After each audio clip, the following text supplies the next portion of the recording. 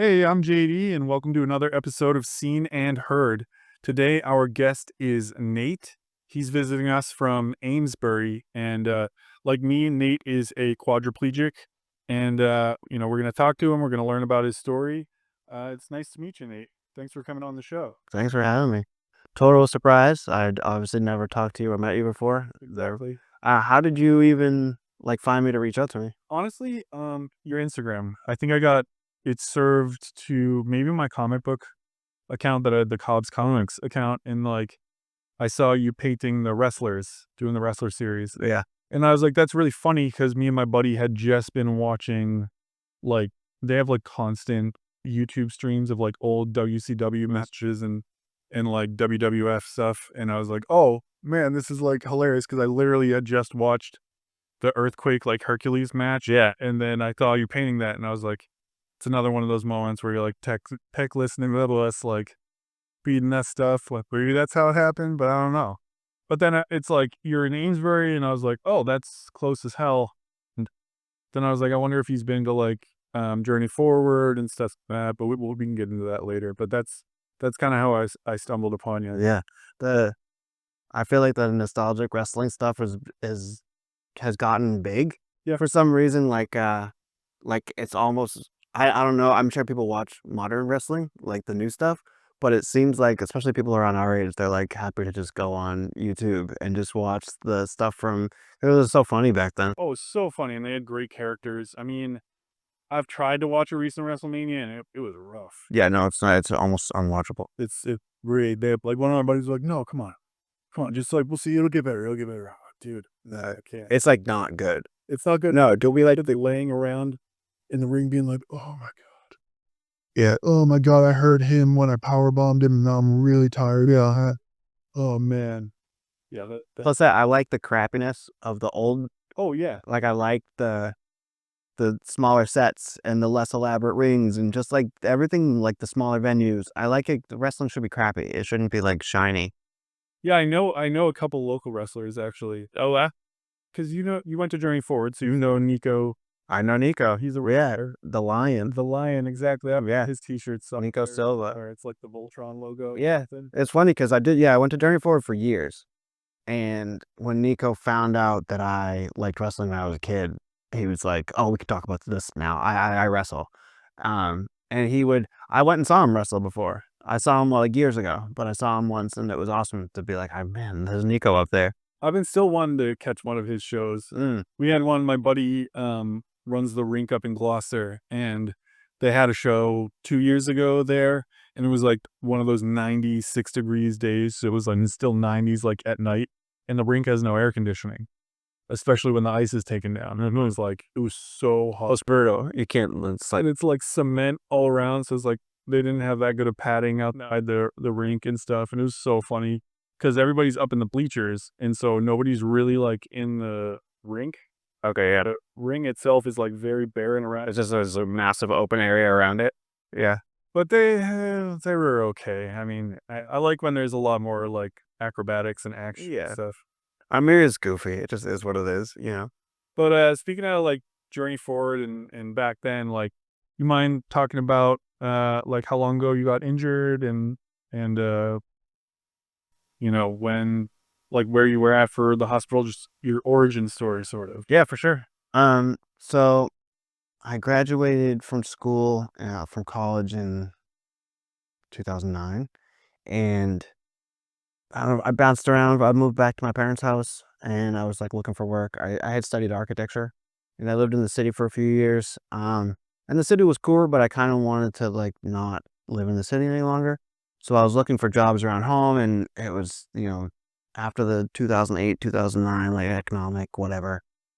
So there wasn't like a ton of work for like people who were just starting to break in, and I did like part-time work um around for like local residential type things. And I had a friend from high school who lived down in St. Croix in the Virgin Islands, and Oh, hell yeah. I had seen him on Facebook, and we hadn't seen each other since high school. And in high school, he was like a kind of like a preppy kid. He drove like a lowered Honda, and he had like gelled hair and like the pop collar, like polo shirts and stuff. And I was like a punk rock kid, so we didn't have like similar interests in high school, but we got along because we were like sarcastic and sat in the back of the class and made jokes and stuff. So then I'm looking on Facebook like near the end of college, and I see that he has dreadlocks and he lives on like a tropical island. And I'm like, is this the kid that like drove a Honda Civic with like the lowered kit and everything? And so I sent him a message like, what are you doing? And he said, I moved to St. Croix. I live down in the Virgin Islands. It's awesome. You got to come visit. Um, and so I bought myself a trip there as my graduation gift from college to myself. It was like, I didn't have to pay for hotels or rent a car or anything. He was like, yeah, just come down. You can stay at my house with me and my roommates, and you can use my truck while I'm at work, and you can do whatever you want on the island. And I was like, all right, hell yeah, I'll do that. So I went down and I had a blast. I was there for like 8 days, and they're like recruiters down there, in these like vacation type spots. People are like, you got to move down here. We'll get you a job, and you can live with us. You got to move down here. You got to move down here. And I was like, yeah, yeah. Didn't really take it too seriously. And then after my trip, I came back home, and so I went to the Virgin Islands, and then I came home in, say, the fall after that trip, and then I couldn't really find a lot of work, and then I went through the whole, like, New England winter, like, living at my parents' house, and I was like, "I can't really find work. I'm back at my parents' house. I'm, like, 25 years old, 26 years old. Like, get me out of here." And one of the people who I had met down there, their family lived around here, and one of the roommates, and this kid, Moose, Zach Moose. So Moose came up to visit his mom, and we went out in Boston, and we went out like having drinks or whatever. And the whole time he's like, "Dude, you gotta move down there. I know you came and visited, but you gotta move down. You gotta move down." And he's like, "We're moving to a new house. It's a 5 bedroom, and we only have 4 people so far. So there's another room we gotta fill." And I was like, "Oh man, Really the hard sell. I know." And then I spoke to my friend from high school who lived with them, and he worked at a print shop, and he was like, the girl who runs the printing press is leaving the island, so we need someone to work at the print shop running the printing press." And he's like, "You can move in with us, and you don't need to get a car right away because we can carpool to work." And it was like, I don't know. I remember sitting at my parents' house in Newton, New Hampshire, and it was freezing cold, and it was like March like 5th or something. And it was like I could buy a plane ticket, a one-way ticket to St. Croix for like $200, Yeah. and I could just be on a tropical island in like a week from now with a different life. And I just did it. Yeah, I just bought the ticket and went. Um, so I moved there on my birthday, my 26th birthday, in March of 2010. I moved there and got a job at the print shop and just started working, hanging out, like doing a lot of like partying, like island life thing, like a lot of drinking, a lot of hanging out. Um, and it's kind of like an irresponsible place, like in general. Oh yeah. Like drinking and driving is allowed. You can still get a DUI, but like you're allowed to drink and drive. Like you can have a beer in your cup holder. And I don't know if it's still like that, but 15 years ago it was in the Virgin Islands. It might still be like that. Um, so it kind of fosters like an irresponsible mindset Oh yeah. where you're just drinking and partying all the time, and you're on a tropical island. You're always meeting new people. The weather's always nice. There's always parties every weekend. There's always places to go. So you're not really thinking a whole lot about like how should I build my life like as an adult human. It's more like, what are we doing this weekend? Yeah, You know. exactly. So I almost felt like I was in like Neverland, where everyone there isn't from there. Like there are people on the island that are from there, Right. but there's a lot of transplants, people Oh that yeah. moved there. And most people that move to places like that, they move there for a reason. They're trying to get away from, they're sick of a corporate lifestyle, or they're sick of like living in the Midwest, or they're sick of like whatever. And it's like, Yeah. well, I can start a new life on a tropical Probably a lot island. cheaper too, right? It's very cheap, cheap to live there. Food was expensive, but like everything else was cheap. Um, Booze is cheap and rent is cheap. So you put those things together and it's like, so anyway, I did a lot of partying and a lot of drinking and whatever. And went out for a friend's birthday one night. This was December 11th of 2010. I had lived on the island for 9 months at that point, and I had plans to move back home. I was kind of like, I was still enjoying it, but it was like, okay, I think I've gotten my like experience here. Like I could go back to having a Yeah. more regular job back home. I love playing hockey, so it was like living on a tropical island was great, but it was like I love to go skate. I want to Right. go home and do that. Um, but anyway, went out for a friend's birthday one night and stayed out late and then it was time to come home, and I got in my roommate's car, and I was in the back seat, and him and his girlfriend were arguing in the front seat, and I was in the back like, oh, if you guys don't stop arguing, I'm gonna ride with somebody else. Yeah. Like big threat. They're like, okay. So they kept fighting. And I got out of the car. And I got in someone else's car. And I was like, bro, can you give me a ride home? And he was like, yeah, but I gotta drop a couple other people off first. And I was like, okay, whatever. So I got in my friend's car. It wasn't even really my friend. It was my friend's brother, who I like met, Yeah. but wasn't really close with. I just like knew, hung out with him a couple times. Him and his brother were notorious irresponsible drivers. Like they were from the island, and they would drive around the island like a million miles an hour on these like windy roads. And so I got in the wrong car, and I didn't put a seatbelt on. I was in the back, and we were driving. I don't know, dropping people off, whatever. I don't remember any of this. It's more like what's been relayed to me. Right. And now I've told the story enough times that I feel like I remember it, even though like Yeah, you've co-opted the memories of other people. yeah, that day was wiped from my memory, so it's hard for me to whatever. But I went out, got in his car, and we were driving, and I guess there was an accident that had already happened. It was like 3 o'clock in the morning, and Oh, wow. 2 cars had hit each other somewhere, and we drove right into them at like a pretty high speed. Yeah, and so being in the back with no seatbelt on, my body flew up at the impact, and my head hit the ceiling of the car, which pushed my head down into my shoulders, and it caused it to break like backward out the back. What level? C5. C5. And so my vertebrae, like instead of being stacked, like the fifth was like pushed behind the sixth. So my spine was like a Z shape. And the other people in the car, there were a couple injuries, but nothing like serious. Like the driver of the car broke his rib and like his pelvis, which Of course. would be a serious injury if that happened to you. But like when the other person in your car breaks their neck, then it's, that's less serious. Definitely overshadows it. So, but being on a Caribbean island, it's like the medical care is not great. The amenities, they don't have a lot. So the EMTs came, and I guess when they showed up to the car, I said, where are my arms? I was awake, but I was like, where are my arms? Oh, damn. So the paralysis must have already set in, where like I couldn't feel my body and I couldn't move my arms. Like I was probably trying to pull myself out or something, and I couldn't move my arms. So I was asking them, I don't know if I was in shock or something, and I thought they were severed. Who knows? But I was like, where's my arms? And the EMT told me like, your arms are attached, like calm down, blah, blah, blah. And I was at least with it enough to give the guy my mom's name and phone number. Oh, okay. And then after that, I guess I just Passed out. yeah, either passed out or just went into shock. I was like no longer like a person you could converse with after that.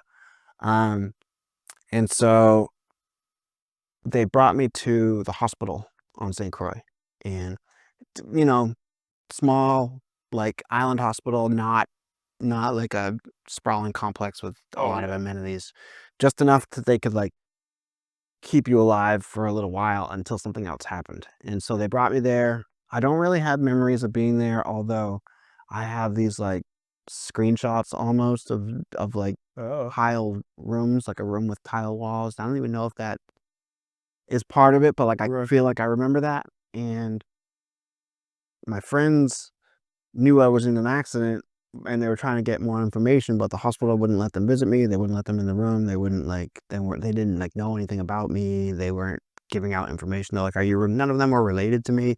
So they're like, are you related? There's people showing up at the hospital. Like, I need to know about so-and-so. And so my friends started calling the hospital and pretending to be like my doctor from in the States. Like, this is Dr. So-and-so. Like, yeah, well, all kinds of weird stuff. And then they called my mom, and it was like the middle of the night. And she gets woken up and told like, your son broke his neck, like you need to get him off this island. And they gave her like almost like no information. They were just like, you gotta like get him. And so That's gonna make her freak out. yeah, so she freaks. They're up here in New England, in New Hampshire, Massachusetts, and my whole family finds out, and they are trying to get me home, but I'm on this island and it's wintertime. And so my mom knew a woman who was a med flight nurse out of Boston, and she contacted her. And somehow she was able to, like, God bless her, she was able to get a med flight to come down and get me in St. Croix. And they wanted to bring me to Atlanta. What is it? Yeah. Is it Shepherd? I think you're right. Yeah, I think Shepherd it's Center? Shepherd. Something like that? Definitely. So that was the closest flight from the Virgin Islands, was to bring me to Atlanta. Yeah. How How but long of a flight would that be? I don't even remember. Probably just a couple hours. I Yeah. don't think it would be that far. But my family was like, "No, can we get him to Boston? Like, can we take him back to Mass General? Because then they could come visit me every day." Right. Maybe, like, my parents wouldn't have to, like, move to Atlanta for however long. Exactly. And Spalding too. Yeah, so and they had Spalding and Mass General Hospital. Like, if you're gonna have your neck put together somewhere, Mass General is one of the better places to do it. So they the problem was there was a big snowstorm, like an ice storm up here. So first, that was all kinds of problems. Yeah. So first they come down to pick me up, and they had the plane ready, but the nurses at the hospital down in St. Croix had screwed up my breathing tube. Something was wrong with my breathing tube, Oh no. and it pushed us past like the amount of time. It's like a trucker. You're not allowed to drive for too long before you take a break. Like, Yeah. pilots are the same. They can't like be up all day waiting to take Right. off. So we passed like the time frame where the pilots had to rest. So then that brought us into like the next day. And then there was an ice storm back in Boston, so we couldn't fly into Logan, so we had to wait. So essentially I was stuck in this hospital in St. Croix with a broken neck for like 3 days. Oh, It wow. kept swelling and just And they hadn't like said or really gone in at all. They were just they didn't do anything. They just kept me like stable. They gave me like a breathing tube, oh wow. whatever. And that was it. They didn't do anything to like put me back together or like treat it. Yeah. And so eventually they get me back to Boston. They bring me to Mass General, and my family was there waiting for me. And yeah, they brought me up to neurology, the surgical department, whatever. Like it's basically like the trauma department almost. Oh yeah. And so I want to say it was like an 8-hour surgery that they put my spine back together. So um they took bone dust from my hip. Oh They really? drilled into my hip and took a little bit of bone, and they crush it up, and they make like a glue out of it. So my 5 and 6 broke apart. The top of my C6 Yeah. and the bottom of my C5 were both broken. So they made up like a bone paste and put it between the two, Oh. and then put them back together, and then put a plate on the front and a plate on the back and screwed it in. And so the bone dust will eventually fuse. So now my C5 and C6 are fused together as one bone with a Oh, metal wow. plate on the front and the back. That's wild. Yeah, it's pretty crazy. So I woke what's kind of crazy is I actually woke up at the end of the surgery, like earlier than I should have. Like that's my first memory Oh wow. of my accident. Is So like you're like, I oh my woke up God, like I'm not in the islands, I'm in Boston. I didn't even know. I just woke up and I'm like under bright lights and I Yeah. have no idea what's going on. I'm on drugs. I didn't know they just put my neck back together. I didn't know anything. I'm just all of a sudden I'm on a tropical island, boop and boop. And then you open your eyes and you're under some bright lights and you can't speak and you have no idea where you are. And I remember a nurse saying like, "Oh, let's get him back to his room. Quick, quick, quick. He's waking up." Oh gee. And I remember that. That's like my first memory, is that weird like little snippet of he's waking up. Let's get him back to his room. And I had no idea what was going on. It's so strange. It's very bizarre because when you don't remember, I don't remember the car accident at all.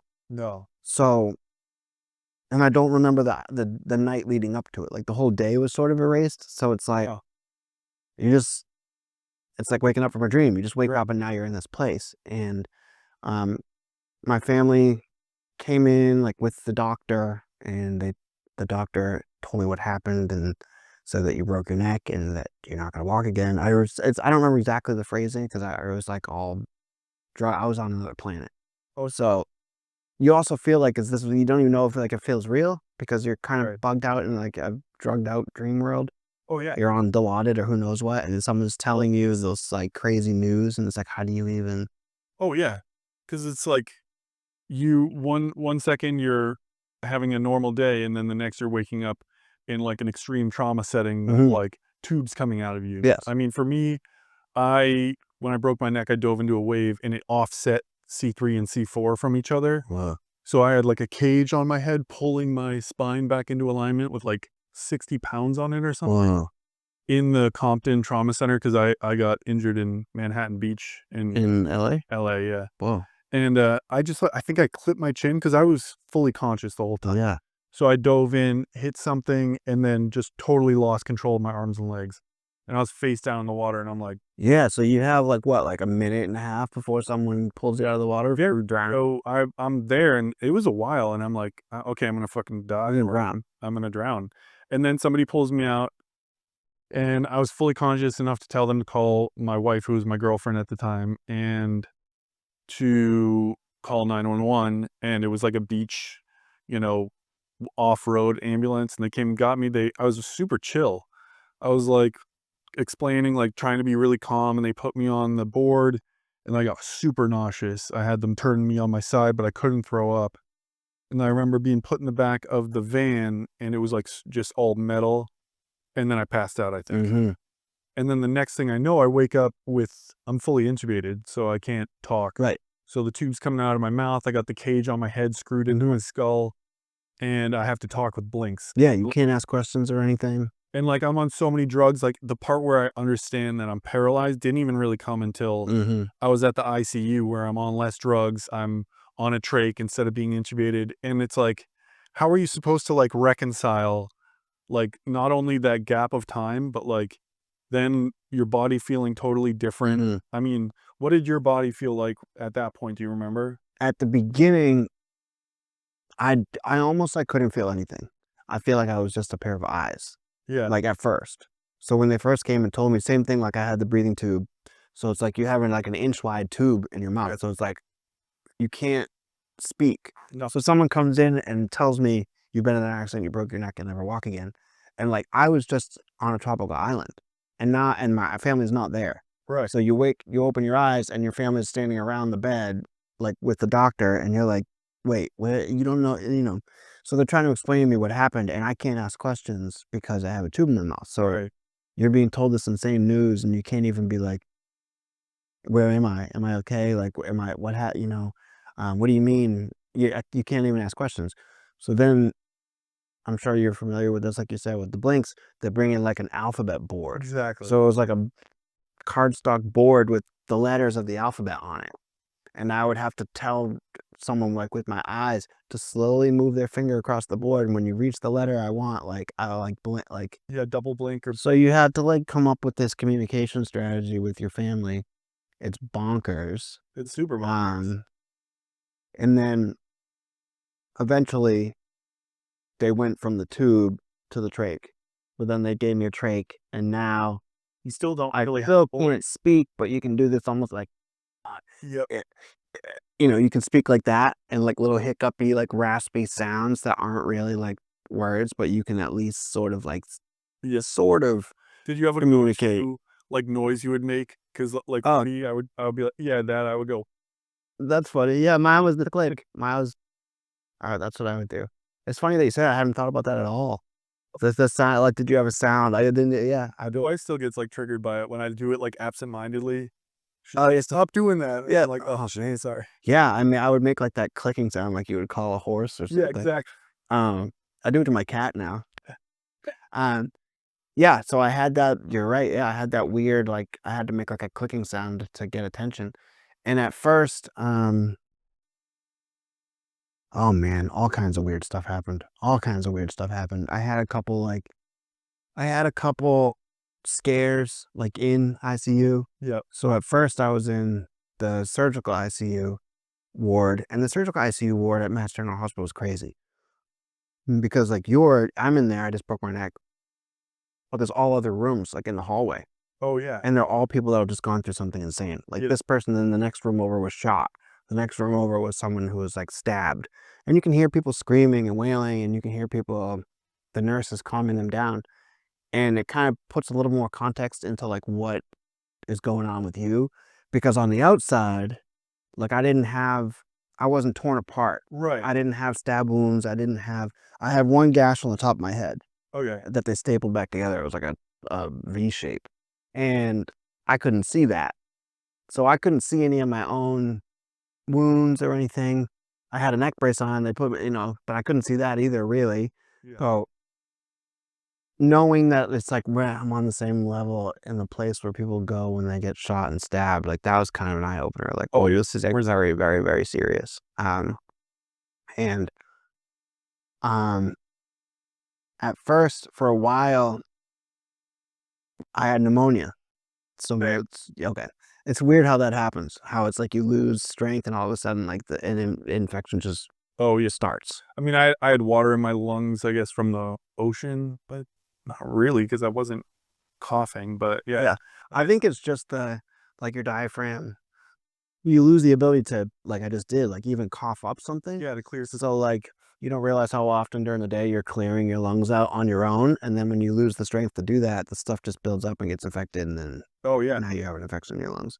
So my lungs were filling with fluid that they had to constantly vacuum out, and that's brutal. it's They going through the trach. yeah, it's nuts.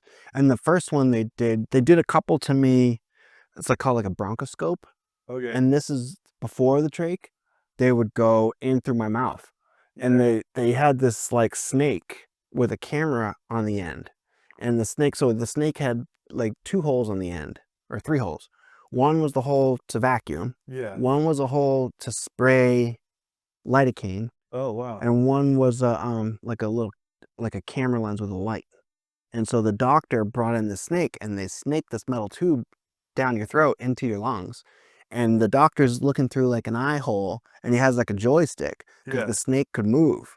So the doctor is following what he's looking through the eye thing, Yeah. and he's going down into your lungs, like trying to find the gunk so they can vacuum it up. And I remember the first time they did it, it was like the worst thing I ever felt. Like Oh yeah. a piece of metal like the width of like your finger is in your lungs, like moving around. And it's like you have nerve endings in your lungs. Like you can feel it. They hurt a lot.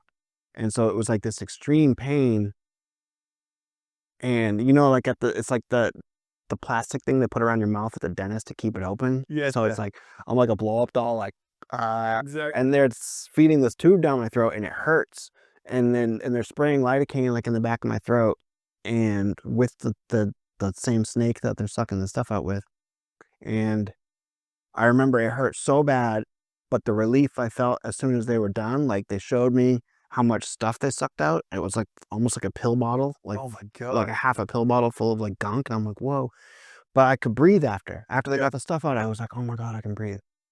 And so the fluid built back up, and they came back in like the next day or whatever. They were like, we got to do a bronchoscope again. And I was like, oh man. But on the other hand, I was like, great, because it was so relieving last time. So I was like, do what you got to do. You know what I mean? So they go in and they feed the thing down, and they start vacuuming up the stuff. And I don't know what happened. It triggered something inside of me, and my heart rate just like dropped. It like dropped to like like it was gonna like kill me type levels. Oh wow. And so I had this tube down my throat, so I couldn't say anything. I'm just like, I got the plastic thing holding my mouth open, and all of a sudden I feel like I'm being electrocuted through my lungs. Like I could feel like lightning bolts shooting through my body, like through my lungs. And it's such a bizarre way to describe how it felt, but it felt like lightning bolts were shooting out of my eyeballs. Like it was coming through my lungs, through my body, like I was being like in well, the feeling. When you go in a swimming pool and you go under the water and you're like, when you're a kid, you're like, how long can I hold my breath? Yeah. You hold it and you hold it, and you start to get that tingly feeling like it's time to burst up out of the water. Yeah. That's what it felt like, only like times 10, and there was no like bursting out of the water to make it go away. It was like I was just Stuck in it. maybe that's just the feeling your body gets when like new oxygenated blood is not moving, and like your body starts freaking out, like do something about it. Because my heart wasn't really beating anymore, so blood wasn't moving around. So I was just having this like anyway. So, and when you rub your eyes and you see like blue and red dots, Yeah. that's what everything looked like. Everything was blue and red dots, and I felt like electricity was coming out of my eyeballs. It's really bizarre. That's really crazy. Yeah. I mean, And then I heard like the nurses all started freaking out, and the machine started like beeping funny because my heart rate had dropped. And so they're like, stay with us, Nate, stay with us. Like they're trying to like guide me through it. yeah. And they came in and they gave me a shot. Must have been like an adrenaline shot, something to make my heart start beating again. Right. And so they came and they gave me the shot, and instantly, it was like snapping of a finger. All the electricity feeling went away, and I started to, like, come back, and I started to breathe again. It was like I remember I looked at the nurse after. She was, like, Eastern European or something, and I was like, "That was the craziest shit I ever felt." And, like, she was just looking at me like, "Okay." I had no idea what I was talking about, because she didn't, like, experience it, but I was like, that was crazy."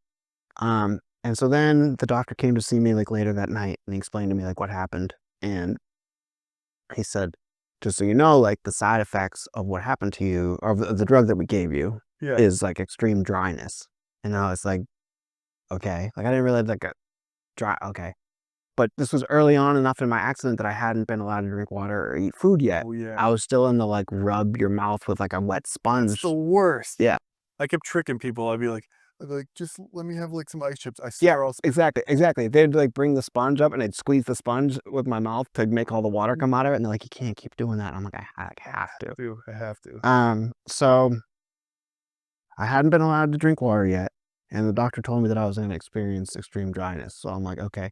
So I'm hanging out, I was watching The Town with my mom Yeah. in the hospital room, and same thing, I'm like, "Mom, can you get that little sponge, dip it in the water again?" And I just kept making her dip it in and, like, rub it around in my mouth, and I was like, "Come on, just give me, like, one ice chip, I'll let it melt on my tongue." And she was, like, totally down to break the rules for me. I was like, "Come on, just, like, give me, like, a sip of water, please." Um, and so then that night, I'm alone in the room. It's time to, like, sleep. I'm just in this, like, weird, like, ICU room, and all of a sudden, like, my mouth starts feeling like sandpaper. Like, I could feel my lips starting to, like, curl off on my teeth, and I was like I could feel I was like, "Oh." I realized what he meant by extreme dryness. I was like, "I can't, like I can't, like, do anything," you know? And I couldn't sleep because my mouth felt so dry, Oh, yeah. and then it felt like my lungs were dry, like, the air felt like I was breathing in sand. I was like, it was bad. And I was in rough shape. I couldn't even, like, press a call button, you know what I mean? So a nurse would come in, and I remember I was, like, hallucinating. I felt like I was in a room with, like, 20 other people all in beds, even though I was in a room by myself. Yeah. I was swore I was in a I was like, "They must have moved me to, like, a ward with all these other people," but they did. And so the nurse comes in, and I was asking her weird questions, like, "How come all these other people can breathe? Don't they know how dry it is in here?" Oh, and she was like, you're, like, okay." You know, "No, you're good." And I'm like, "No, I can't breathe." And she's like, "I'm looking at your oxygen levels, they're fine." I'm like, "It's so dry." Like, I wanted to say, like, "Can you spray water, like, in the air?" Like, I didn't even know what to say. I Yeah. just felt so dry. It's just like an intense desperation for Yeah. any kind of moisture. Yeah. So I went the whole night no sleep, and I'm on all these drugs, and then the next day I started to lose it a little bit. Like, I could feel myself having all these, like, weird irrational thoughts, like, Yeah. thoughts that didn't make any sense. Like, looking back on them, I was like, I can't even describe them to you, they're too weird. They Yeah. just don't make those weird irrational thoughts. Like, I started thinking about famous people, like, I remember specifically Sidney Crosby. I was like, "I wonder if Sidney Crosby can breathe right now." Like, weird, like, those thoughts that made no sense, you know what I mean? And then I started like, the doctor came in, and I started telling them that I was feeling weird, and my dad was in the room, and my dad probably has, like, trauma from this, but whatever was going on, I was convinced I was gonna die, like, Yeah. that moment, that day. I was like, "I'm gonna die, like, very soon." I could, like, feel something weird inside me, like, I'm about to die. Um, and my dad came in the room, and I was, like, telling him, like, "I think I'm gonna die." And I could see the look on his face, like, totally bugged out, and Oh, yeah. I started asking him weird questions like, "Will you guys bury me at the cemetery in Amesbury, like, near where, like, G-Man and them are buried?" I was asking him, and he's like, "You're not gonna die, like, we're not gonna do that." And I was like, "Are you guys gonna pick out my casket?" Like, I was asking just, like, I was, like, serious about it. It Yeah, was yeah. weird, and this is when it gets, like, really weird. And then the doctor came in, and they were trying to, like, calm me down because I started, like, rhyming stuff that doesn't make sense. I was like, "In France, they wear pants when they dance." Like, shit that made no I was just saying Yeah. stuff. I don't even know. I don't remember exactly what I said, but just, like, weird, and I could see the concern on, like, my dad's face and on, like, these, like, doctors' faces, like, that I was just, like, really starting to, like, lose it, and I was telling them I'm gonna die now, and the room started to spin, and I was like, "Here I go." You know what I mean? Like, this is where it goes. This is where I die. And I could see the people around my bed, like, they started to spin in a circle around me, and everything started to feel light, and then I shot out of my body, like, up into the sky. like almost like when like like a top where you yank the cord, the top spins and it shoots up into the air. Yeah, yeah. That's what had happened to me. I had shot up out of my body like in a spiral motion, and then I was above the hospital, and I was above Spalding. I was floating up into the sky. I hadn't gone to Spalding yet. I was at Mass General still. So I felt myself above the hospital, and I could see like the Zakem Bridge and like Yeah. the city below me. And I remember thinking that I paused the whole world. Oh my I god. was like, I thought like the traffic stopped moving, that the world was on pause because I was leaving my body. Like that's what it felt like. That's wild. It was really weird. And then I went all the way up into space. This is a weird story. So I went all the way up into space, and I kept going further and further from Earth, and then I passed all the stars, and then I was just in like floating in like what felt like a black swimming pool. Like it was just like calm and quiet and dark. And I remember thinking like, oh, this is what happens when you die. Like Yeah. this is the moment I find out, like whatever. And that was it. That's the last thing I remember. Damn. And then I woke up the next day in the hospital bed, like in the dark, and my mom was next to me, like reading a book or something, waiting for me to wake up, looking at a magazine. I don't even remember what, but she was in the room. And I remember waking up and coming out of it being like, I didn't die. I didn't die. I thought I died. I was convinced. Like I was like, Yeah. I am dead. I'm dead now. I'm a dead person. I mean, you'd say that's like essentially a near-death experience. Yeah. I don't know if it was like strictly a hallucination, but I guess a near-death experience is a hallucination to some degree I mean, anyway. it's sort of like you accepting like your own death at Yeah. some point. Yeah. Like I had that moment when I was in the water and I like kind of thought about my life and I was like, if it ends now, like I did some cool stuff. Yeah. You know, I had a cool life. It's not the worst if it ends Yeah. there. But it was There's weirdly something tranquil. interesting about it, yeah, because like if you get a cancer diagnosis and it takes you a year to die, you have a lot of time, like not a lot, but I mean you have time to at least contemplate it a bunch. Right. Whereas when it's the exact moment when you're like, oh, I'm gonna die now, Yeah. and you're forced to like accept it, and then you wake up later and you're still alive, you've already done the acceptance. It's like I've already accepted my own death and now I'm still here. Like that's such a weird It really feeling, because most people can say like, "Oh, I'm not scared to die," but you don't actually know until like the moment happens. And you're like, "Oh, I'm dying right now." yeah. Now this is what happens. I feel like it's made me more like calm in Yeah, a lot of situations, just more tranquil and less like bothered by some things that maybe I used to be bothered by. I agree. It's weird. It makes me less scared Definitely. of even like scary moments, like when you're in a car and someone jerks out in front of you, and you're like, I in my belly feels less of like that fear feeling Oh yeah. that you get in life when something scary happens. Like I just have like a little bit less of it, a lot less of it actually. Yeah. Um, and yeah, it does something. Whatever it does, it gives you like this weird like wisdom that you can't get from a book or from someone else. It's just like I only have it because, and it's not specific to anything. It's just I have this like, yeah, I know what it feels like to be at that moment, and that's a weird. Most people who experience that die, so they can't tell you about it later. Because it almost feels like now this is like our bonus life Yeah, yeah. to some degree. It's like a crappier, weirder version of like whatever your body used to be, but you're still here, and now you know this extra stuff. So I woke up from my like weird near death or hallucinogenic whatever experience, Yeah. and um, that definitely like changed my mind frame a little bit after. Just like you said, like calmed me down a little bit about the whole situation. Um, and then after that, they moved me up into the respiratory unit. So I was out of ICU and I was moved to the respiratory.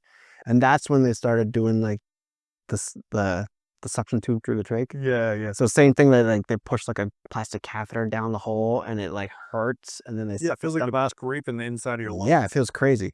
But after that bronchoscope thing, I was like, oh, I can handle the trach one. This is no problem. But so yeah, after maybe a month, 3 weeks or so in Mass General, they moved me to Spalding, and it was the old Spalding. Oh, okay, before Charlestown. Mhm. So it was like right by the Boston Garden, Oh, right on the other side of the river, or right not on the other side of the river, on the same side, but right by there. Um, so I spent in total, I think 4.5 months in hospital situations before I was able to move back to my parents' house. Um, and then I moved to my dad's house in New Hampshire Oh, okay. after, yeah, 4.5 months in Spalding and Mass General. We built a little like apartment in the garage at my dad's house. Um, and I moved in there. That was a bit of a, just being back in my parents' house after all that time, and then, pulling back into like my childhood driveway. It's Yeah. like, oh man, I'm back here. This is so crazy. And it's like a weird, your parents are helping you get dressed. They're Yeah. making you food. And now you're back at your parents' house, and they make you feel like a child again, where Oh, it's like, yeah. oh, not only am I back at my parents' house, but they're like dressing me and serving me food. Like this is like a mind, it screws you Yeah. up in the head a Oh, little bit. definitely. Um, like even to this day, I, it's like my parents are the last people I want help from. Yeah. And my mom won't like to hear that, and it's like, my mom's great, but it's like, there's a feeling that comes with being like the child of a parent. And you're like, when you help me, it makes me feel like a kid. Yeah. Whereas like if paid help helps me, I can like kick them out after. I don't like feel bad about it, you know? Um, but so I moved back to my parents' house, and that's when I found out about Journey Forward, Oh, nice. because I was doing a lot of exercise at home. So the first handful of years I exercised like a lot, because I was like really on that, like, what can I get back type mission. Yeah, like that's like I feel like what we all kind of go through is like, okay, we have our survival time, and then it's like, okay, rehab, like we're hearing these stories, people are pulling us up. It's all about like Yeah. exercise, exercise, And that, recover. like when you, like you said, like after like in the hospital time, you're in the time. I just got hurt. This is new. I'm broken. Yeah. I'm in a hospital. I'm being served hospital food. And then all of a sudden, and a nurse is like a button call away. I'm having a problem. Boop. You know what I mean? Like I can potentially call someone to come fix it. And then next thing you know, you're at home. When did you get arm movement? Um, so at first, like after I first got hurt, I had no movement at all. And then my right arm, I could just barely like lift my Yeah. wrist up off, like very small. You're a natural righty? Yes. And the left hand didn't come at first. Left hand I couldn't move at all. The right hand I could lift my forearm like slightly and it would come back down. Um and so at Spalding we did a lot of like, um movement type therapy to try to like, they attach your hands to the cycle bike, and Yep. I did the electrical stim pads. They threw everything at it. They trying to get me to like feed myself. I remember like the early struggle to like pick up a chicken nugget or something, Yeah. and I couldn't do it.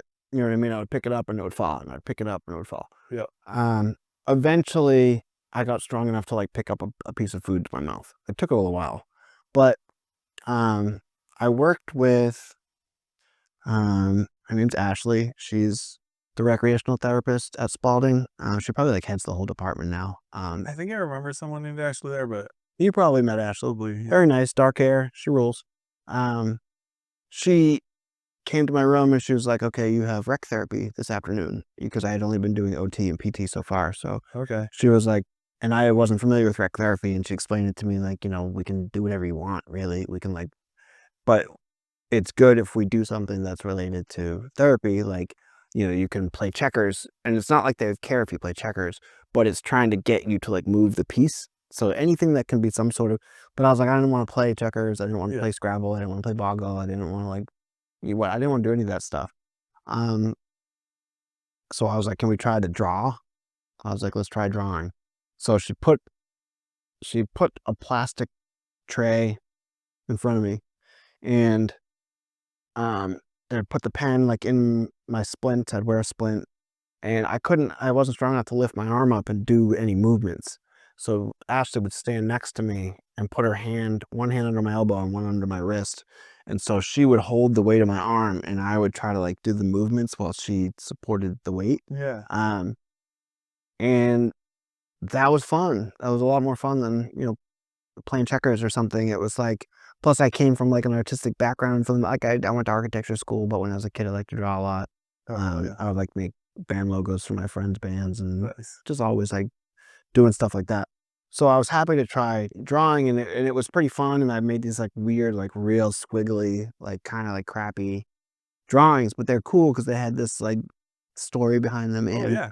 they had a distinct look because I couldn't draw a straight line. Like they were all like squiggly and whatever. Oh yeah. Um, so I started doing that, and then when I moved home, it was I was very I didn't like, it's the transition to getting used to people helping you all the time. Oh yeah. It's tough. Yeah. And I wanted to continue doing drawing, but I didn't want to have someone stand next to me and hold my arm the whole time. I was like, I'm not going to do this a lot if this is what it's like. They're like, hey, I feel like doing this activity. Will you stand next to me and hold the weight of my arm until I'm tired? You want to be able to draw what you want without someone like looking over it. Yeah, exactly. And so I didn't draw for a while when I moved home. But I was doing a lot of therapy. I hired just a regular like personal trainer to come to my house. He wasn't like a spinal cord injury guy, just a regular like guy. And we would transfer me onto like an exercise mat on the floor. And he would try to like help me do sit-ups or help me like throw punches, like whatever we could do. Stretch me, a lot of stretching early on. Um, and so eventually I got strong enough to feed my own food. And I was like, well, if I can do that, then I can probably write with a pen without someone's help. And so I started doodling and making drawings at home, and I was like, oh, I can do this. And so I started the attachment that I used to hold a fork. That's what I used to hold a pen. Yeah. And once I figured that out, it was like, oh, okay, I can do this. So I drew for a while, and then eventually people were like, you gotta try painting. You gotta color, because I was just doing black and white pen drawings. Had you ever done painting before? In high school, I took Okay. painting like an art class. Yeah. But I never really did it. Yeah, like at home on your own. Yeah, I never devoted time, like actual effort into it. Like in school, I just did it, and I have somewhat of a natural ability with drawing and with art. So unfortunately, when I was young, things that I had a natural ability for, I never put a lot of effort into. Yeah. It was like I'd be in school, and it was like, oh, I'm good at drawing, so art class is fun, but I wouldn't like think about it much beyond that. Like I should cultivate this into a thing that like brings me joy and that I enjoy a lot. But now I have all this extra time on my hands because I got in an accident and I don't have a job, and I'm back at my parents' house and I'm bored out of my skull. Yeah. So I started drawing more, and then eventually somebody bought me a set of watercolor paints, and I decided to try coloring one of the pen drawings that I did. And I think I was worried that I was going to be really overwhelmed by the idea of painting. So that's why I just stuck with pen drawings. So it was like, it's just a pen. There's nothing else to it. Whereas painting, you have to have like brushes and paints and then paper towels and like a thing to wash them out. Like, can I do all that? I thought it was like a big thing. So the nice thing about watercolors is all the paints are in one set, and all you got to do is put water on them to make them work. Whereas like oil paints and stuff, you got to squeeze them out of the tubes, and you have to have more of like a setup. So I started with watercolor painting, and once I realized like, okay, this isn't as insane. Like I can watercolor paint. Yeah. I got into it more, and then I got into acrylic painting, and then eventually worked my way up to oil painting. And once I tried oil paint, I was like, oh, this is my jam. Oh, Sure. nice. Yeah. I don't think I've ever done oil painting. I've done one painting since my injury with acrylic paint with the paintbrush in my mouth. But man, that was tiring. Oh, I bet. And you gotta dip each one, and I'm like trying really hard to keep, because I'm not very good at drawing or painting. So it was very simple, like horizon line with like a sun rising up over it. So because it was so simple, I wanted to keep it really clean. Yeah. So I was like trying real hard, and I think all that stabilization I was trying to do while doing it was just like Yeah, it wipes you out. so tiring. Mm. Oh my god. And my neck is like that's my thing. That's how I how you drive, do all of your how I like balance Yeah. and everything. Yeah. I even early on, like with my drawing, I had a limit before my shoulder would be like burning. Oh, Like even just doing this for 30 minutes, like my shoulder would be like on fire. So I had like a limit to how much of it I could even do. And then eventually that limit got like longer and longer. Like I gained enough strength in the back of my shoulder that no. now that doesn't happen so much. It happens now if I do something large, like if I'm doing a large painting or if I'm Yeah, painting. we have to stretch out real far. Yeah, if any like the early stages where I'm painting like an early coat, or if I'm doing a final varnish on a big painting and I'm sweeping my arm like this, like I'll get tired fast. But usually I like to have like a little sweet spot. Like even when I do big paintings, I do them on my desk and I spin the paintings around So if the area that I'm working on is in front of me. So if the top of the painting is something that needs a detail, I'll turn the painting upside down so that I can do it in front of me. Because if I have to reach, it'll hurt, or I won't have control, or I'll screw it up, or whatever. How are your spasms? Because I feel like those would, like, I have a lot of spasms, but I feel like they would affect me, like, if I was trying to draw or something like that. They can. Like, I do have a lot of spasms to an extent. I have them.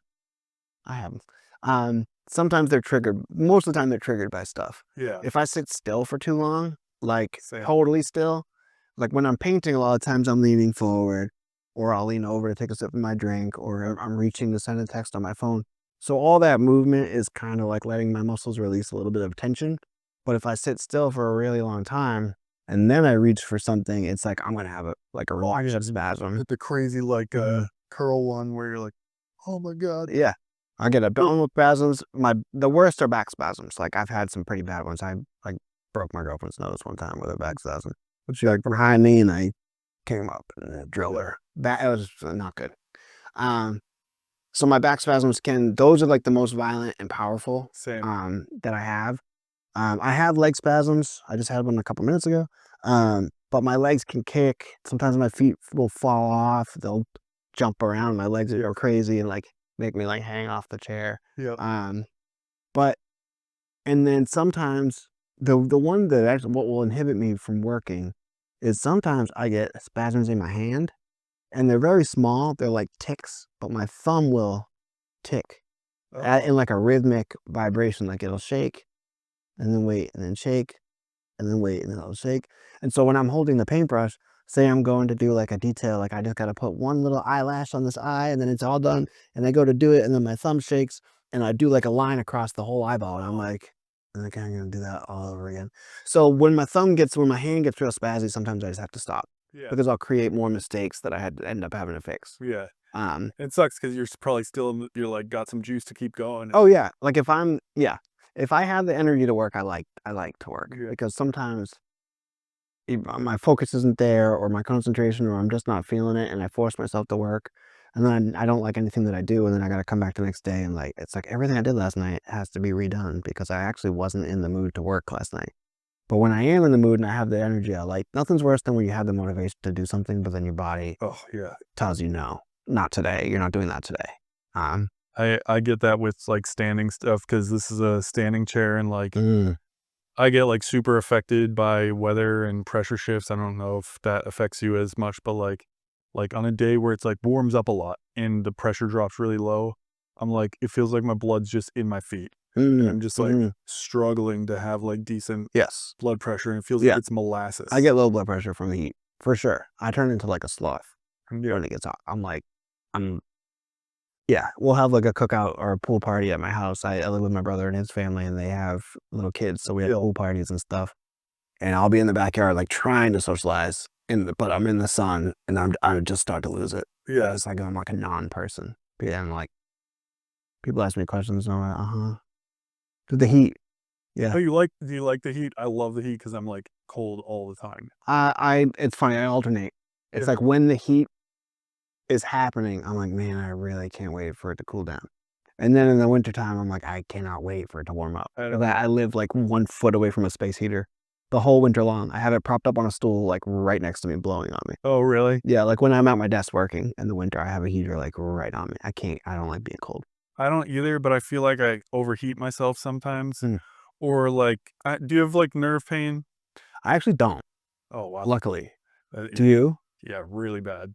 What does it feel like? It's the worst. So that was probably one of the weirdest transitions when I like started kind of like once I got to the ICU, and I thought my skin was like coming off and like all kinds of stuff was happening. They were like, no, this is good. Like it's the lights turning back on. It's you healing and stuff like that. Right. So I'm like, Because if it feels like burning, I'm okay. it doesn't feel like healing.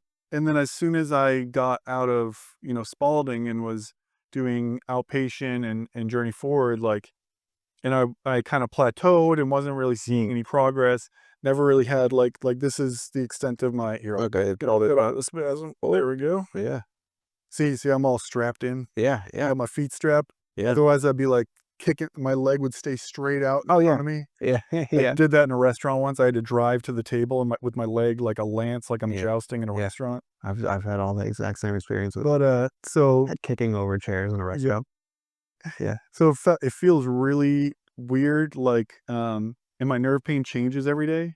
So it's on a 3-day repeating cycle right now, and it's been Wow. this way for years, and I log it every day. Really? So yesterday, it feels like I'm laying in ice, or like it's like a hot cold thing. Like I'm laying in frozen gasoline that's on fire. Whoa. And then today, it's like my arms, I always call it my sausage arm. Because when you look at like a raw sausage, you see all like the different flecks of color Mhm. in it, and like that's like what my arm feels like, with hot, cold, Man. like So it's like speckled, skin, the like, feeling, yeah, it's like speckled all over, whoa. like from my hands up to my shoulders, and then it feels like I have like a really tight corset on, Oh. and then Does it squeeze, like, and makes it hard to take breaths?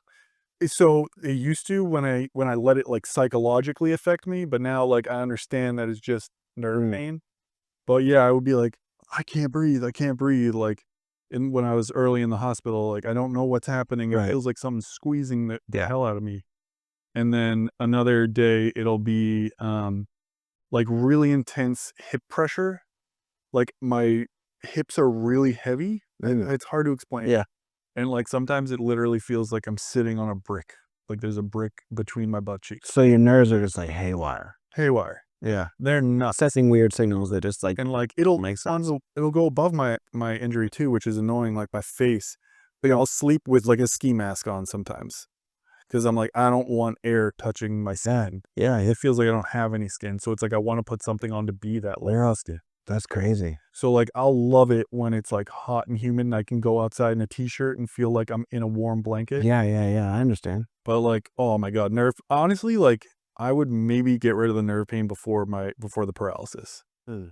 It's so brutal. Yeah. And like it's just really weird and hard. It really isolates you sometimes, because Yeah, it's because hard. nobody can understand what you're talking about. Exactly. And like you're always trying to wonder if someone else can like feel that, and it's like they'll feel degrees of it, but it's not like their whole body Right. changes every day. Do you ever experience autonomic dysreflexia? Oh yeah. Okay. So I experienced that. So I don't have nerve Like pain. you. For me, it's like pounding headache, like the craziest headache. What's the lead up to that though? Um, Usually it depends on what is causing the AD. Typically, if I get AD, it's my catheter tube's not working. Yep. I need to poop and it doesn't want to come out. Or when it's bad, I have urinary tract infection. Like if I have a UTI, my life is like over until it gets fixed, because the dysreflexia can be so bad. And it starts with like a tingle. Like I'll start to feel like this, almost like the chill that people get when they pee. I knew you were gonna say that, because that's how I've described. So I feel like a tingle. I just call it the tingle. It's like I'm feeling the tingle. That, like I'll say it to my girlfriend, I'm feeling the tingle. And like sometimes the tingle can mean nothing. It can mean gas is moving from one part of my belly to another. But if the tingle starts getting more intense, it'll start to build up to like a headache. I'll start to feel like a little bit of a flush in my head and some pounding. And then when it gets bad, lots of sweating. I'll sweat everywhere. My face will be soaked in sweat. My head, my chest, and I'll get really spazzy, and the headaches will just be like unbearable. Like really, It's like really, at the really back of bad. the skull, like It's like it just feels like my whole head is in like a vice, and someone's tightening it, loosening it, tightening, loosening. Like every time your heart beats, you can like my vision gets blurry. yep. Like it feels like I don't know. It's just a very specific headache. It is. Very It's really weird. For me, it feels like someone's pumping liquid up these like back tubes into my head, and it's way too much. Like too much pressure, right? Yeah. Or just like feel your head's like God. under pressure. and you want to put your head somewhere, Yeah, make it stop, and there's nowhere yeah. to put it. I get the same feeling. Like if it happens in bed, I'm like, what if I turn my head and push it into the pillow? What if I push it back into the pillow? What if I lift it off the pillow? And like none of that gives you any relief. It's just you just feel like you have to do something. Exactly. It's just desperation at that point. Yes. I've dealt with it a lot. But it's been better for me over the last like year plus.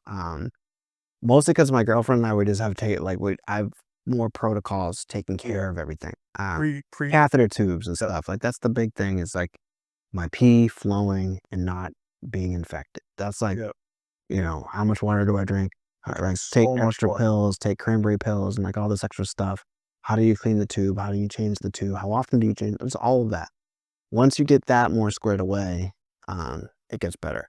But so I don't experience nerve pain, but like I don't know, dysreflexia is the closest thing that I do experience nerve pain. Just something that is like a feeling that I never had before my injury. Right. It's hard to explain to other people where it's like I'm having a headache, but it's not.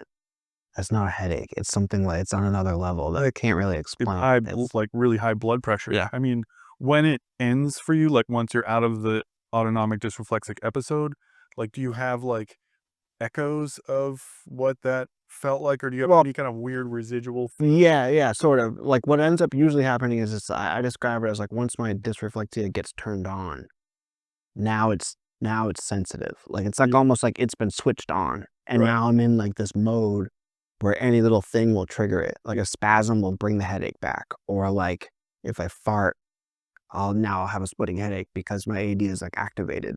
It also makes me tired after. So a lot of times it makes me hungry after.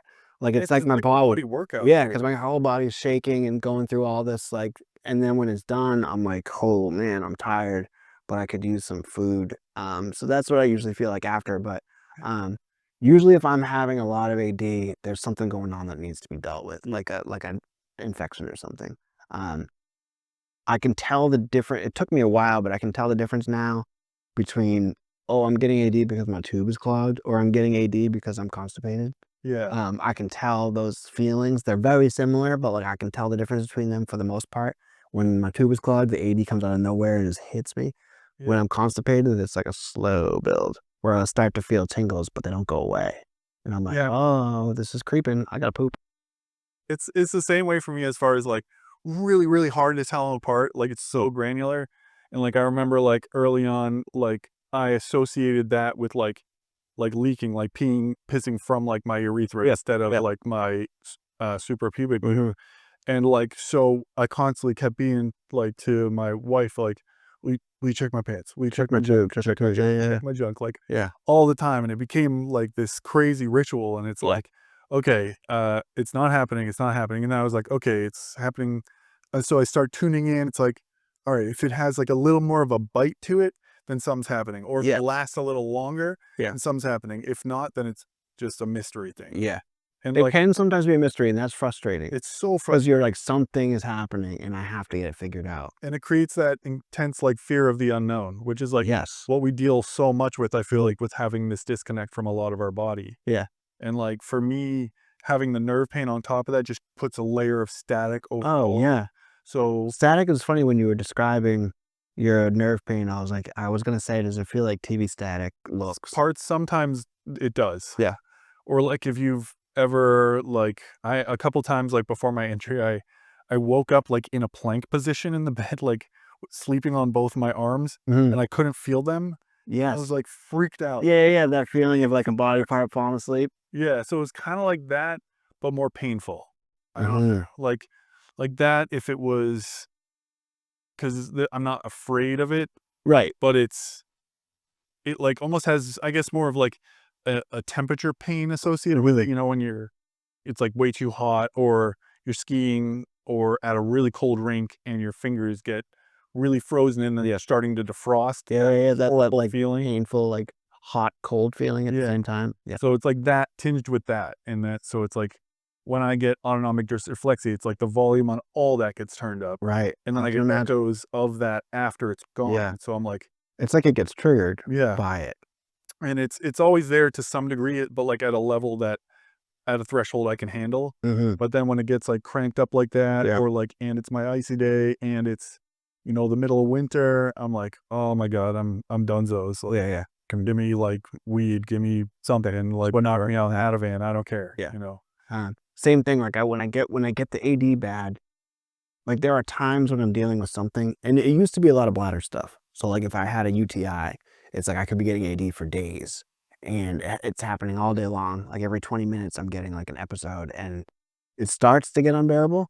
Like, there are times where I've said, you know, I wonder to at least to myself, like, how long could I handle an AD attack before I was legitimately like, I think I don't want to be alive anymore. Right. I'm like, could I have AD if I had AD for 2 weeks, would I just lose my mind and be like, you get rid of me? I can't do this any longer. Because when I reach like 4 days, I start to lose my shit. Oh yeah. Where it's like I'm in bed, like I'm like crying, I'm spasming, I can't get relief. I'm changing my tube. That's not doing it. Like nothing is making me feel better. And I'm like legit starting to like whimper and like lose it. Oh yeah. And I'm like, how long does this go on before I like legit like lose my mind? Oh yeah. And so knowing that that can happen, when I get little bits of AD, I get paranoid because I'm like, every major AD episode had started with a little tingle. So say we're at a museum, we're enjoying a nice day, and all of a sudden I start to feel a tingle. It's like, is that just passing gas that I don't have to think about for the rest of the day? Or is this going to be a thing now? Right. Do we have to leave the museum because that, Like just got there. yes, am I peeing in my pants? Do we have to go deal with this now? Like, does this mean something bigger that we have to go all the way home for? Like, am I going to like poop or like, who knows what? Do we have to go to the emergency room because I have some sort of an infection or something? So Your mind goes nuts. yeah, I feel weird. Like I'll get paranoid when I start getting tingles, and I'll even say like, you know how I get when I start to get AD because I get worried that like anything is gonna Yeah. set it off or whatever. That's why, I mean, we have our kind of like protocols that we set in place, but I also know my anxiety is always going to make it worse. And that fear and that Right. paranoia. Yeah. So I have like I think they prescribed me like a half milligram of Ativan. And like, I know that just knowing I have that as like a nuclear option Yeah. to sort of take away the anxiety so that I can Right. attack the problem. Like just having that in the back of my head, I don't even need to take it a lot of the Yeah. times. Like I just like know, and then I'm like, okay, I Yeah. can handle this. Because nothing really makes the physical sensation go away. But Right. if you can make the mental like freak out part calm down. Even that like still takes the edge off the Yeah. physical part for me. And like I'll use a lot of weed for like my spasms and for the nerve pain and stuff. So that can help too. And like when I'm having really bad AD, I found that have you ever used nitro paste to like lower your BP? It's this paste they put on a card and they just put it on your chest. You're not supposed to rub it in, and it lowers your blood pressure if you're having an autonomic episode. Okay. Might be good to like get some. Yeah, I've never even heard of it. Yeah, my doctor just prescribed it for me. But I found that if I rip my vape pen, take like a hero rip, like Yeah. it tanks me. Yes. And so that works so much better than the Yeah. nitro paste. Yeah. That's something I do the same thing sometimes because there are times when I'm not having AD. I'm just going about my regular day, and I'm like, "Yeah, I want to take a puff off my weed pen," and I take a puff, but I either smoke too much or I haven't eaten anything yet that day, and my blood pressure gets low, and I'm like, "Oh man, I'm a little high, but now my blood pressure's low." So I know sometimes that if I smoke too much of the vape pen, it can drop my blood pressure. Yeah. So same thing. If I get really poundy, like blood pressure, like AD, I'll usually rip my pen a couple times just to try to bring the blood pressure down to a level where I'm not losing my mind anymore. It Even if, doesn't usually make it go away, but for me, it just takes the edge off a little bit. even if I take like a big dose, like I'm so messed up from what's happening at that point that I'm like still sober. Oh, yeah, yeah. You're not there's no, like, being stoned, like, through an AD episode. It's not like you're like, my head's pounding, but I'm a little, like" Yeah, no, No, like, uh-uh. oh, okay, Anything to just, like anything to not lose your mind in that, like, little moment that is going on. I mean, when you do deal with low blood pressure, like what do you like for me, I tilt all the way back so that my knees are up in the Yeah. air and I have this headrest. You don't have a headrest. No, I do. Oh, you do? I just didn't wear it oh, okay, on the show. Like, When I'm by myself at home, I always have it on. oh, you do. And same thing, like, if I get low blood pressure, I'll tilt back, Oh, put okay. my feet up. If I'm in the middle of something and I'm not in, like, a good place to tilt back, I usually try to squish my belly. You're And so, um, like, I have enough trunk control that I can, like, lean forward. So if I'm just, like, sitting at home with my belly squished, like, leaning forward, it's 'cause my blood pressure's low. yeah. You know, like, if my girlfriend comes home and I'm, like, leaning in front of the heater with my belly squished, I feel low blood pressure and I'm trying to, like, get It's that a recovery position. or, like, I'll hit my belly. I'll just sit here and, like, punch my belly, trying to cause a spasm. Sometimes I'll try to cause spasms to make my blood pressure start working again. I'll hit my legs, like, just trying to get them to shake, I'll just like pump some blood. lean forward. You know, I'm already got another one. There we go. Yeah, see, sometimes you can induce a spasm. And I'm like, okay, I'm good now. Yeah, yeah, it'll I feel good too. You're like, oh, I feel like a yeah. little injection of like Right, energy. exactly, and it's funny that if you're having high blood pressure, you want to avoid things that are going to trigger it. Yeah. But when your blood pressure gets low, it's like, can you hit me or like shake my leg or squeeze me or cause an orgasm? Like do something. Like yeah, get something going. Yeah. It's funny the difference because high blood pressure makes you feel like crazed, Yeah. and low blood Manic. pressure makes you feel like you're like being sucked out of your body. Yeah. So it's like this alternate, It is. like and like you said about being too hot. Like in the summer when I get too hot, sometimes I'll live in like that kind of low blood pressure-y. Yeah. I'll go over to the sink and I'll literally I'll spray myself with like the nozzle, or soak myself in cold water, and then I'll go sit in front of the fan and just let it blow on me while I'm soaking wet. I'm always wet in the summertime. I'll just turn the faucet on and splash water all over myself, especially if I'm alone. Oh. It's like I'm hot. I'm going to the sink and I'm spraying myself down. It's like nobody goes in the kitchen after that. Or the floor, if the floor is all wet, the counters are all wet. I'm like, I got Oh, hot. chair tracks all through the. I was hot. I'm dripping. Hell yeah. I mean, I feel like this is kind of like a good spot to like wrap it up. We've been chatting for a while. Yeah, sure. But I feel like we could talk like forever. Yeah, we about didn't talk. it. We didn't really talk too much about like Journey forward. journey forward, artwork, any of that stuff. We talked a little, like touched on it, but we only. I feel like we got into like 12 years ago. We haven't even Yeah. talked about like the. I mean, what are we at? Oh, we didn't put the timer on, but I I mean, think we did good. it's like I feel I would love to have you on the show again. I'll come back if you have me. Yeah, because I want to talk about art. It would be cool to bring some art and kind of like show it off. Yeah, I would like to. Yeah, because I always tell people that I think it's important to have a creative outlet. And not every people are always like, I'm not creative. I'm not creative. I hear it all the time. People be like, I couldn't even draw a stick figure. And I'm like, you don't have to. I don't draw stick figures. You don't have to draw stick. You don't have to do that. You can make quilts. You can make beats on your computer. You can write poetry. You can edit video. Whatever. Yeah. Like something, and it's really been beneficial to me in my situation to have a creative outlet. And yeah, I think that if there was any message that I had to people, is that like you can be creative regardless of. I know that people are like, I'm just not a creative person. It's like, do you like to make flower arrangements? Like anything. I don't know. Anything. It's good for people. For me, like I was always a creative person before my injury, and then I kind of lost it because I lost my value, so I didn't have that creative spark. Right. So I had to like kind of get my value back to get that creative spark Mhm. back. And for me, it was kind of just doing stuff for the town, like helping people around town, like getting our disability commission started up again, which is called the Accessibility Commission, and that like kind of got me to this spot where I like, okay, I have like some value, Right. and like I value myself. I don't think I'm just like some piece of crap like playing video. Yeah. That's a tough. That's like one of the main first steps early on. That finding that value is just, it's crazy important. It's awesome that you have it in your painting. Like I've found my creative value again with writing comics, which I'm super into. It's just expensive. And Yeah. like helping other people write. And I mean, I used to make movies and stuff like that, and maybe it'll lead to that. But for right now, like comics is that sweet spot for me where it gets like the writing creative aspect, but it also gets like the visual creative aspect. And the only thing missing for me really right now is like a musical aspect.